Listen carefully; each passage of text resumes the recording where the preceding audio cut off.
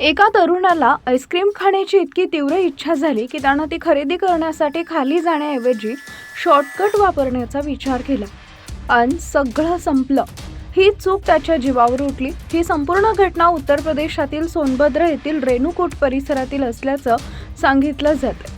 व्हिडिओत पाहू शकता की एक तरुण घराच्या बाल्कनीमध्ये उभा आहे। दरम्यान रस्त्यावरून एक आईस्क्रीम विक्रेता जात होता। आईस्क्रीम पाहताच तरुणाला ते खाण्याचा मोह झाला। त्यानं आईस्क्रीमवाल्याला आवाज देऊन थांबवलं आणि खाली उतरून जाण्याऐवजी त्यानं खालूनच वर आईस्क्रीम देण्यास सांगितलं। तरुणाचे ऐकून आईस्क्रीम विक्रेता खालून हात वर करून आईस्क्रीम देऊ लागला, मात्र आईस्क्रीमवाल्याचा हात वरपर्यंत पोहोचत नव्हता।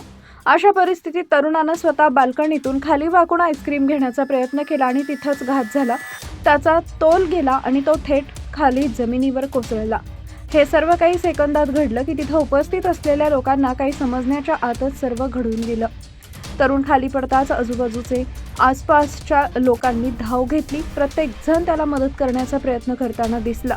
जखमी तरुणाला तातडीनं जवळच्या रुग्णालयात दाखल करण्यात आले।